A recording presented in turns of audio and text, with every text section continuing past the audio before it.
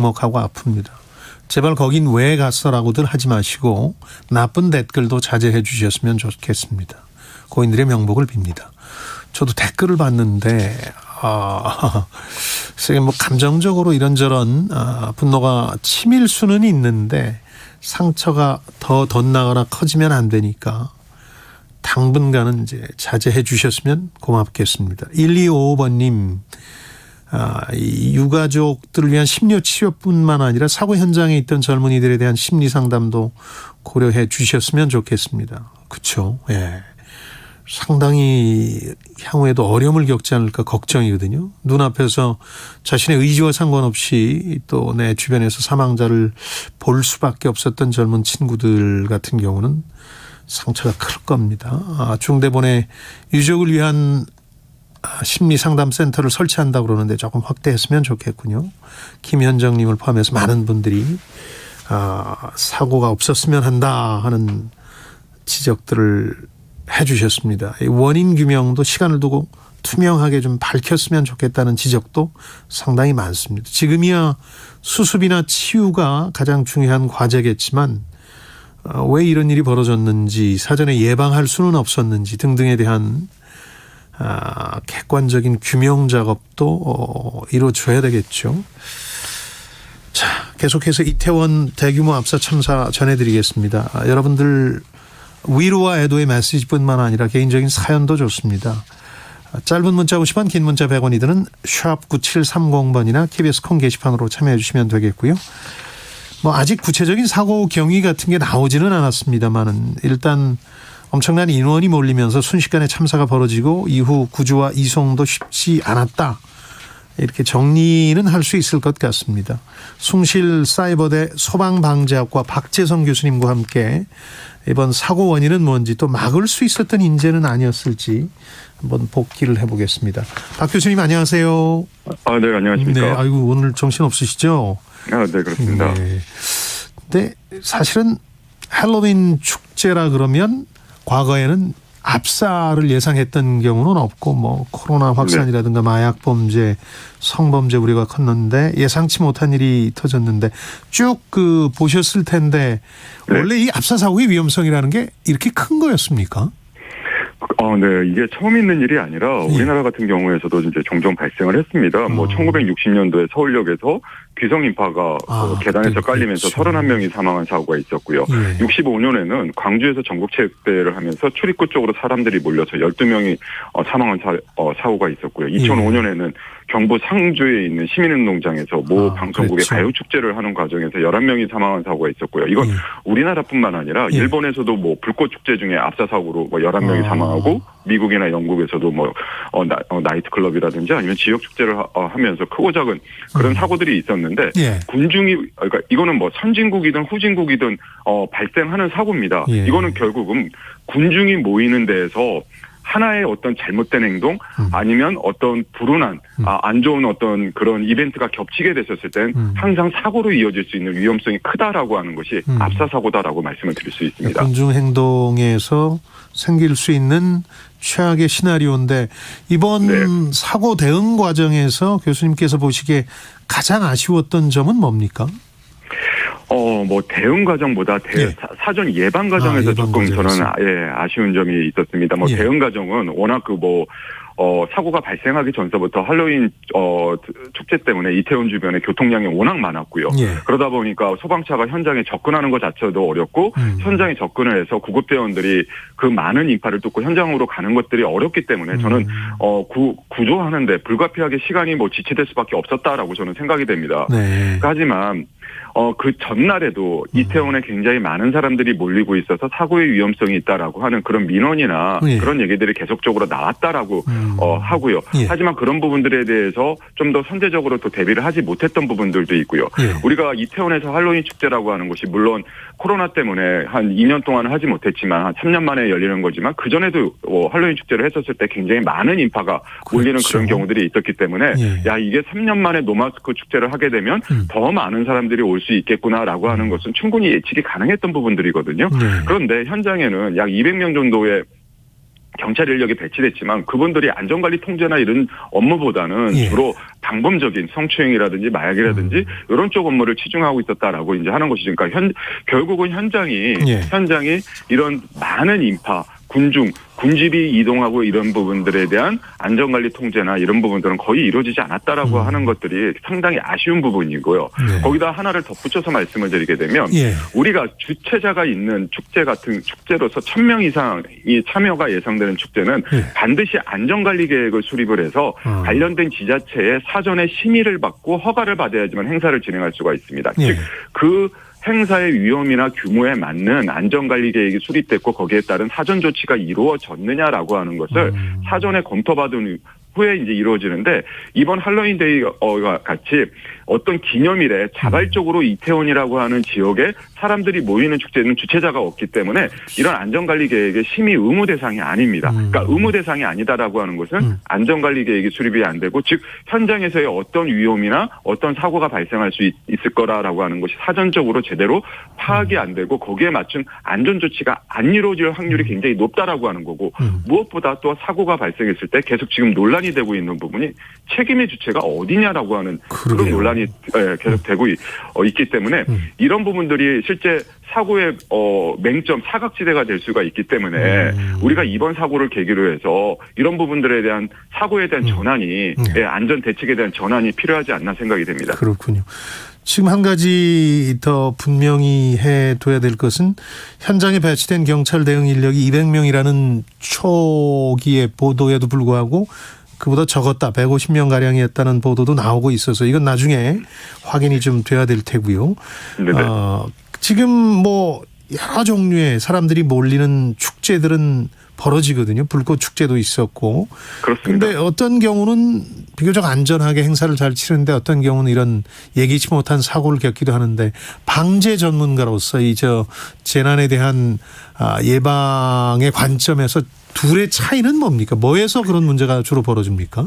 그러니까 같은 장소에서 행사를 하더라도요. 그러니까요. 어떨 땐 사고가 발생할 때가 있고 안 발생할 때가 있습니다. 사고라고 하는 것은 예기치 못한 어떤 우연한 이벤트, 우연한 일로서 이제 그 사고로 이어지는 경우들이 굉장히 많이 있습니다. 그러니까 이번 같은 경우는 이태원이라고 하는 지역에 10만 명이라고 하는 사람이 모였고요. 거기에 특히 사고가 발생했던 골목 있지 않습니까? 그 골목은 폭이 한 4m밖에 안 되고 경사가 10도가 되고 바닥에 술이나 전단지가 뿌려져 있어서 굉장히 미끄러운 사고가 발생할 수 있는 여러 가지 복합적인 요인이 했다라고 하는 거죠. 즉 사고가 발생할 수 있는 불안전한 환경이 조성이 된 상태였고 거기에 할로윈데이라고 젊은이들이 참여를 하다 보니까 3년 만에 노마스크 축제라 보니까 굉장히 흥분된 상태였고요. 그리고 술을 마시는 사람들도 많이 있다 보니까 거기에 따른 또 뭐 흥분도랑 긴장도가 더 올라간 상태, 즉 불안전한 행동을 할 수 있는 여건이 조성된 상태에서 그 골목으로 일시에 굉장히 많은 사람들이 쏠리게 된 것이죠. 제가 이런 것들을 우리가 거기 지도를 보게 되면 T자 형태로 되어 있습니다. 양쪽에서 사람이 유의되고 경사진 골목을 아래로 내려가면 메인도로 인도하고 이제 마주치게 되는데 사람들은 양쪽에서 유입이 되지만 메인도로 인도에서의 큰 보행의 흐름이 있기 때문에 거기서 빠져나가야 될 사람들이 그 흐름에 막혀서 못 빠져나가는 겁니다. 못 빠져나가는 상황에서 계속적으로 사람들이 유입이 되면 밀도가 계속 높아지고 그게 결국은 큰 압박으로 가해지게 되는 것이고 앞에서 한 명이 넘어졌었을 때 그런 군중의 군중의 흐름 자체가 쉽게 멈춰지지 않습니다. 앞으로 계속적으로 진행을 하려고 하는 거고 그때 더 불행했던 건 이런 군중에 의한 사고가 발생했을 때는 초기에 상황 전파를 뒤쪽 주변으로 하는 것이 굉장히 중요한데 주변에서 굉장히 시끄러운 음악 소리가 사고가 발생하는 상황에서도 계속적으로 흘러나왔기 때문에 주변의 상황 전파가 안 된 거죠. 그래서 앞에 있던 사람이 뒤로라고 하는 얘기를 했지만 뒤쪽에서는 그 얘기가 잘 들리지 않았고 일부 사람들은 미러라고 하는 그런 얘기로 오인한 거죠. 오인을 해서 사고를 키우는 부분이 됐다라고 볼 수도 있습니다. 또 한 가지 아직 뭐 확인된 건 아니겠지만 그래서 추후에 더 확인 과정을 거치긴 해야 되겠지만 아까 소개해드린 외신에 인용된 군중행동 전문가 얘기를 들어보면 양쪽에서 이 군중들이 몰린 것이 그러니까 서로 다른 방향으로 전개하려고 했던 것이 사고를 더 키운 게 아니냐 하는 지적도 있었거든요. 근데 예전에 할로윈이나 이럴 때는 거의 일방통행식의 흐름을 유도했었는데 지금은 양쪽으로 몰린 특별한 이유가 있을까요? 뭐 그거는 상황에 따라 틀립니다. 저도 이제 제가 뭐 우리나라에 몇 안 되는 피난행동 전문가고요. 피난행동 전문가이면서 군중행동을 이제 그렇죠. 피난행동을 하면 이제 하게 되는데 그건 상황에 따라 틀립니다. 그러니까 물론 거기가 일방향 통행으로 이렇게 했었으면 보다 사람들이 통행할 수 있는 유효폭이 커지면서 밀도 자체가 분산될 수가 있는 그런 형태는 될 수가 있었죠. 근데 어떠한 경우에는 교차 통행이 안전할 수도 있고 그거는 일률적으로 일방 통행이 안전하다, 교차 통행이 안전하다라고 하는 것은 말할 수가 없는 부분입니다. 그건 현장에 맞춰서 이제 해야 되는 그런 부분들인데 물론 그쪽 부분들의 공간이 좀 사람들이 빠져나갈 수 있는 통로가 좀 더 여유가 있었으면 그런 부분들에 대한 사고는 조금 예방을 할 수가 있었기 때문에 그거를 일률적으로 얘기할 수는 없는 겁니다. 그렇겠군요. 유독 여성의 피해가 컸던 거는 통계 숫자로도 확인이 되는데 특별한 이유가 있을까요? 아무래도 뭐 체격이나 체력의 문제입니까?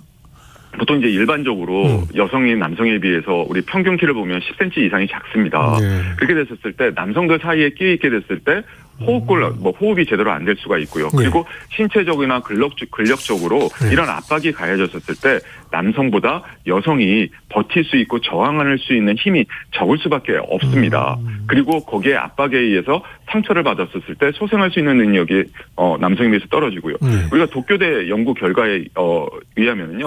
여성이 자기 체중의 60% 정도의 하중을 자기 신체에 받았을 때 호흡곤란이 발생할 수가 있다고 합니다. 그러니까 훨씬 남성들보다 이런 호흡곤란 압박에 취약하다 보니까 훨씬 인명피해가 커졌다라고 볼 수 있는 거죠. 아까 말씀해 주신 것처럼 이제 주최 측이 없었다. 그래서 사전 안전관리 계획 같은 것들이 수립돼 있지 않았다. 이런 문제도 있지만 또 하나는 이렇게 되면 이 지자체나 국가의 역할이나 책임은 어떻게 됩니까? 그러니까 이런 부분들 자체가 결국은 주최 측에 없는 그런 행사 자체가 앞서서 말씀드렸던 안전의 사각지대, 어떤 통제가 안 되는 그런 상황이 발생할 수가 있습니다. 그러니까 앞으로는 우리 주변에 보면은 이런 어떤 기념일을 하면서 주최 측에 없는 그런 행사들이 굉장히 많이 있거든요. 그렇죠. 이제 앞으로는 이런 주최 측에 없는 행사는 국가나 지자체가 주체라고 하는 생각에 대한 좀 더 전환을 가지고선 거기에 맞는 안전관리 계획을 수립해야 되고요. 이때 안전관리 계획을 수립할 때는 안전의 기본은 워스트 케이스에 바탕을 둬야 됩니다. 그러니까 최악의 상황에 바탕을 두고 안전계획을 수립하면 어떤 상황이 발생하더라도 우리가 충분하게 안전을 확보할 수가 있는 거거든요. 우리가 이제 이런 부분들에 대한 것들을 좀 전환을 하고요. 안전이라고 하는 것은 안전이라고 하는 한정된 딱 직접적으로 관련된 부분만 관여되는 것이 아니라 이제는 좀 더 넓은 그런 부분으로 어떤 부분에 안전이 관여가 되고 어느 부분에서의 우리가 안전에 대한 전환, 개선을 해야 되는가라고 하는 것을 좀 더 폭넓게 생각할 필요가 있다라고 생각을 합니다. 그렇겠군요. 12월까지 하필이면 축제나 이제 여러 가지 이벤트가 겹치는 시기거든요. 그래서 이번 경우를 보더라도 인원을 분산한다는 게 상당히 중요할 것 같은데 특별한 방법이 있을까요? 대안 같은 것들이? 이제 지금 이제 근본적인 문제점을 찾아가지고 대책을 수립하는 데에는 조금 더 시간이 걸릴 수가 있습니다. 하지만 앵커님께서 말씀하셨던 것처럼 이제 연말이 다가오면서 뭐 대규모 콘서트나 공연이라든지 아니면은 뭐 보신각종 타종 행사라든지 불특정 다수가 모이는 행사들이 굉장히 많습니다. 그런 부분들에서 이번에 나왔던 문제점들을 우리가 타산지석으로 학습적인 효과를 가져가가지고 우선적으로 짧은 시간대에 단기간에 개선할 수 있는 부분들이 무엇인가라고 하는 것을 찾아서 그런 부분들을 일단 선제적으로 좀 안전 조치를 취해야 되는 것이고요. 또 보다 근원적인 대책은 좀 더 시간을 갖고 찾아갈 필요가 있다라고 하는 것입니다. 그렇죠. 근데 당장 좀 많은 행사나 이벤트가 취소가 되긴 하겠습니다만 그래도 열릴 경우 대비한다면 이번 경우를 타산지석으로 삼아서 보완해야 될 점들이 있을까요? 예를 들어서 일본 얘기가 많이 나오는데 일본도 헬로윈 파티를 많이 즐기고 특정 지역에는 뭐 100만 명이 모인다 이런 얘기도 있는데 경찰력을 더 배치하거나 혹은 뭐 심야 음주를 금지하거나 이런 식의 방안들도 고민을 해야 됩니까? 그렇습니다. 예. 그러니까 제일 중요한 게 뭐냐면 예. 불특정 다수인들이 모이는 데서는 통제와 관리가 이루어져야 됩니다. 그 통제와 관리는 인원 참여가 예상되는 인원 숫자에 맞춘 그 통제 인원이 이제 배치가 돼야 되는 것입니다. 예. 따라서 이거는 일본뿐만 아니라 예. 중국 같은 경우도 사마이 와이탄 같은 데에서 대규모 행사를 하게 되면은 예. 굉장히 정말 많은 경찰 인력이 배치가 됩니다. 예, 이거는 현장에 충분한 통제 인력을 배치를 했느냐 안 했느냐가 사고로 이어질 수 있느냐, 혹시라도 사고가 발생하더라도 사고를 작게 막을 수 있느냐, 아니면 키울 수가 있느냐라고 하는 것을 좌우하는 요소가 되는 겁니다. 굉장히 중요한 부분입니다. 그렇군요. 자, 이번에 또 CPR 심폐소생술과 관련한 여러 가지 이슈들이 나오고 있습니다. 시민들이 자진해서 CPR을 실시하는 장면들도 많이 보게 됐는데 아마 거기 적극적으로 나서지 못했던 분들은 특별한 교육을 받지 않았기 때문에 내가 혹시 상황을 악화시키는 건 아닐까 하는 우려 때문이었을 겁니다. 마음은 다 하고 싶었을 텐데 뭘 주의해야 됩니까? 이걸 시행할 때? 네, 심폐소생술에 대한 교육은 요새 굉장히 많이 이루어지고 있죠. 하긴 학교별로 하죠. 예. 네, 심폐소생술은 가슴과 가슴 사이 중앙 부분을 굉장히 강하게 압박을 해야 됩니다. 네. 그래서 우리가 심폐소생술은 심정지가 이루어졌을 때 초기 해야 되는데 네. 심폐소생술의 골든타임을 우리가 보통 4분이다라고 합니다. 네. 4분 이내에 이루어져야지 사망으로 이어지는 걸 막을 수가 있고 뇌 쪽에 혈류가 공급이 됨으로써 우리가 심각한 부상으로 이어지는 것을 이제 막을 수가 있게 되는데 네. 심폐소생술 같은 경우는 굉장히 많은 힘이 듭니다. 가슴을 4, 5cm 정도를 10분 이상 눌러야 되고 분당 100회 이상을 눌러야 되기 때문에 예. 건강한 성인이라고 하더라도 10분만 하면은 굉장히 힘들거든요. 그렇기 때문에 주변에 있는 사람들이 같이 적극적으로 교대로 협조를 해줘서 사람들이 의식이 돌아올 때까지 지속적으로 해줘야 되는 것입니다. 네. 지금까지 이제 하루가 좀 더 지났습니다만은 이 사건 경험하시면서 방재 전문가로서 이 점은 우리가 좀 짚고 넘어가야 되겠다 하는 게 있다면 마지막으로 뭘 꼽으시겠습니까? 저는 두 가지 측면의 부탁을 드리고 싶습니다. 예. 당국하고 안전 대책적인 측면하고 시민 의식적인 측면에서 두 가지를 부탁드리고 싶은데 앞서서 말씀드렸던 것처럼 안전의 대책은 주최 측이 없다 하더라도 국민이 참여하고 시민이 참여하는 행사에서는 안전의 기본이 갖춰져야 된다는 것이죠. 따라서 이런 부분들에 대한 대책에 대한 것들이 문제점이 없었는가라고 하는 것들을 좀 더 생각을 해서 거기에 대한 문제점의 개선을 가져가야 될 필요가 있고요. 우리 시민들도 이 안전 대책만 갖고서는 안전을 확보할 수 있는 것이 아니거든요. 예를 들게 되면 이런 어떠한 군중에 의한 사고는 전조 증상이 있습니다. 내가 자유보행이 안 되고 군중에 휩쓸리는 보행이 이루어지게 되면 그거는 사고로 이어질 수가 있기 때문에 내 보행 자체가 자꾸 군중에 휩쓸리는 보행이 심해진다. 라고 하게 되면 그 현장을 빠져나와야 되는 겁니다. 자기 보호적인, 자기 방어적인 행동을 해야지만이 자신의 안전, 가족의 안전을 지킬 수가 있게 되는 것입니다. 숭실사이버대 소방방재학과 박재성 교수였습니다. 고맙습니다. 네, 감사합니다. 이어서 라디오 정보센터 뉴스 듣겠습니다. 중앙재난안전대책본부는 오늘 새벽 6시 기준 이태원 참사로 인한 사망자는 모두 154명, 부상자는 149명이라고 밝혔습니다. 사망자를 연령대별로 보면 20대가 103명으로 가장 많았습니다. 국토교통부에 따르면 올해 9월까지 전국 주택 매매량은 41만 7,700여 건으로 지난해 같은 기간보다 49% 감소했습니다. 통계청에 따르면 지난달 우리나라 경제 전 산업 생산 지수는 전달 대비 0.6% 감소한 117로 나타나 석 달 연속 감소했습니다. 소비는 1.8%, 설비 투자는 2.4% 감소했습니다. 지금까지 라디오 정보센터 뉴스 정한나였습니다. 자, 이번에는 이태원 참사와 관련해서 법적인 문제들을 좀 짚어보도록 하겠습니다. 장윤미 변호사와 함께하겠습니다. 어서 오십시오. 네, 안녕하세요. 정부에서 그 용산구를 특별 재난지역으로 선포했고 서울시는 서울시 전역을 선포해달라는 요청을 하고 있는데 이 특별 재난지역으로 선포하는 게 뭐가 달라지는 겁니까? 일단 지원금 문제가 해소된다는 의미가 네. 있습니다. 사망자 유족에게 위로금, 장례비 그리고 부상자에게는 치료를 위한 지원금이 지급 가능하게 되고요. 외국인 사상자에 대해서는 재외공간과 협의를 마친 후에 지원책이 마련이 되는데 현재 복지부와 서울시가 합동으로 사망자의 장례와 관련한 부분 장례 지원팀을 가동하고 있습니다. 이 특별 재난지역은 이 재난안전관리기본법이라는 법령에 근거해서 일단 재난지역으로 선포가 되면 피해 복구와 관련한 그 부담액 일부를 정부가 지자체를 대신해 국비로 지원하는 제도를 말합니다. 그렇군요.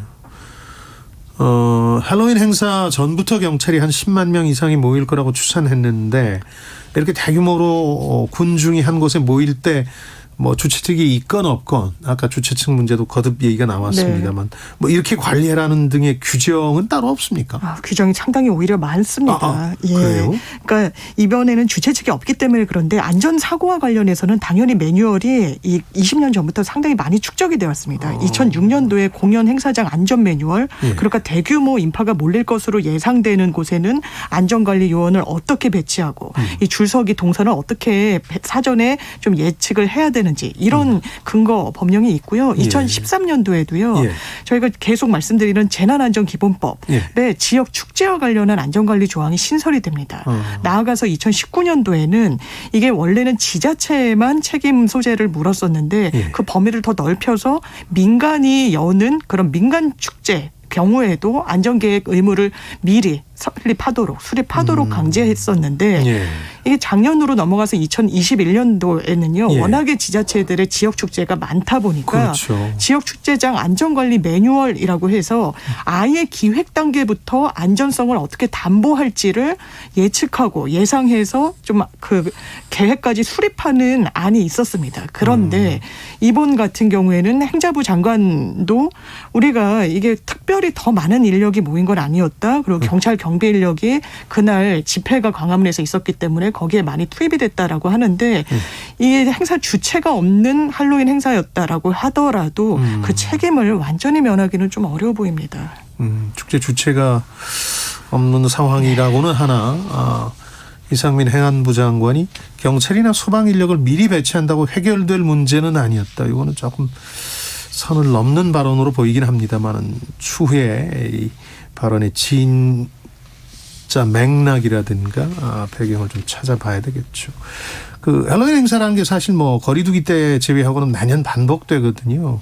그래서 지역 상인회라든가 지자체 등에서는 아무리 공식 주최 측이 없다고 해도 뭐 행사 운영에 일종의 그 컨트롤 타워 같은 게 있을 법도 한데 없었다는 얘기인가요? 사실상 부재했다라고 봐야 될 것 같습니다. 그래요? 이게 어떤 특정 주체가 있는 행사가 아니라고 하더라도 그 이전에 용산구청에서 소방과 경찰 인력과 사전에 어떻게 점검을 할지 대비 뭐 계획도 수립하고 뭐 회의도 주재를 했었다라고 하는데 이번에는 구청 단위에서만 회의가 있었다라고 하는 부분이 있어서 사실상 이게 법으로 강제되는 데 있어서는 입법적인 공백이 있는 것도 사실입니다. 이게 명확한 주체가 있는 행사라기 보기도 어렵고 애매하죠. 그렇다면 지자체가 뭐 주관했던 행사라고 보기도 어렵지만 사전에 예측할 수 있었던 사고였다라는 점에서는 이론의 여지가 없어 보입니다. 근데 주최 측이 없다. 그래서 법 적용이 애매하다. 그러면 유족이나 부상자들 같은 경우에는 아까 특별재난구역 설치로 인한 지원 말고 누구한테 배상이나 책임 소재를 물어야 됩니까? 이게 정말 좀 개탄할 일인데요.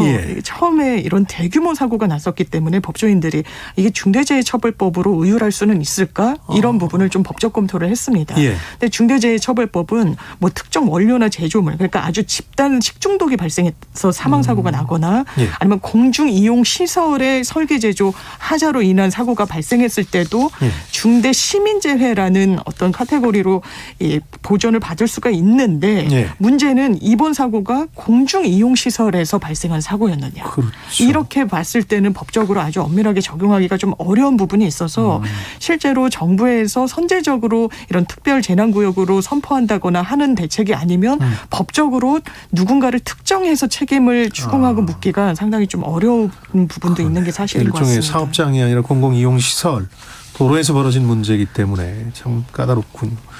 그 또 하나 법적인 궁금증 중에 하나는 많은 분들이 지적을 해 주시던데 이 초기 사고 영상을 보면 어느 쪽에선 뭐 밀어 그래서 이제 흐름을 막 밀어붙이는 움직임도 있었다고 그러고 누군가는 이제 앞으로 쏠리면서 뒤로 그러면서 질서를 유지했다고도 하고 또 두 마리 혼재돼서 서로 오인했다는 지적도 있는데 만약에 고의적으로 좀 밀어라고 외치면서 신체적으로 민 사람이 있다면 법적 책임도 있을까요? 이게 법적 책임을 물기 위해선 사망 사고가 발생했기 때문에 사망의 고의까지 있었다라고 설사 이런 행위가 있었다고 하더라도 좀 법적으로 평가하기 어려운 부분이 있고요. 그렇다면 사망의 예견 가능성을 갖고 과실로 이렇게 밀었느냐를 봤을 때도 최소한 이런 중대한 사고가 있을 것이라는 어떤 예상안이 본인의 내심에 있었어야 되는 것입니다. 그런데 이 상황에서 뭐 밀어라고 했든 뒤로라고 했든 간에 이렇게 중대한 사고가 있을 것이란 걸 예측하고 본인이 그런 행동을 했다라고 좀 평가하기는 상당히 좀 어려운 부분이 있어 보입니다.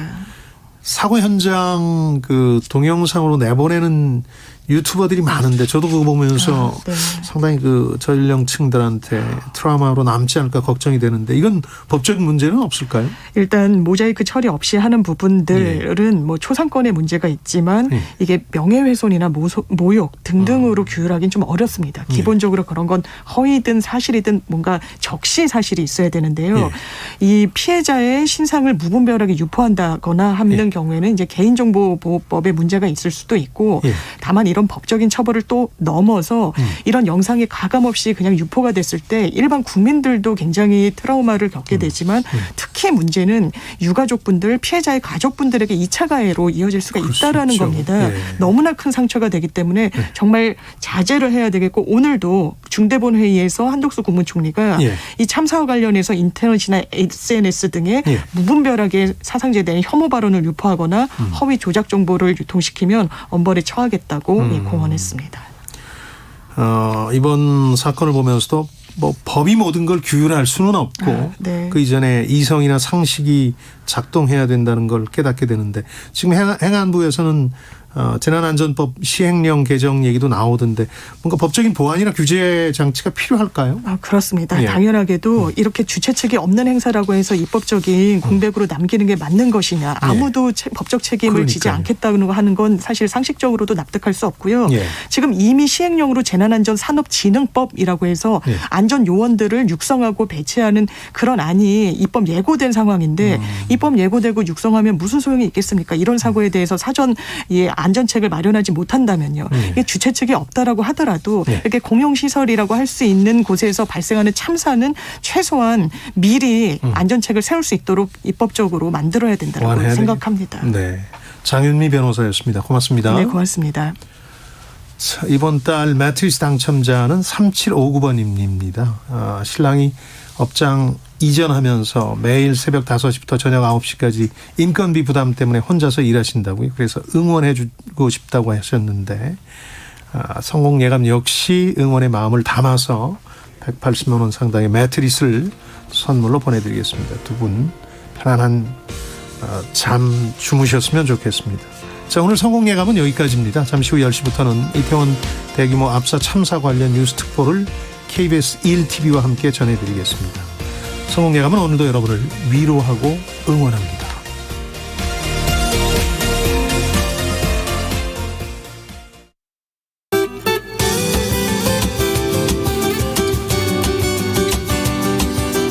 KBS 장애인식 개선 캠페인 사단법인 사랑의 달팽이에서 진행한 희망 달팽이전 캠페인을 기획한 이가람 주임입니다. 희망 달팽이전 캠페인은 청각장애에 관심이 있는 누구나 참여할 수 있는 캠페인입니다. 택배로 받은 달팽이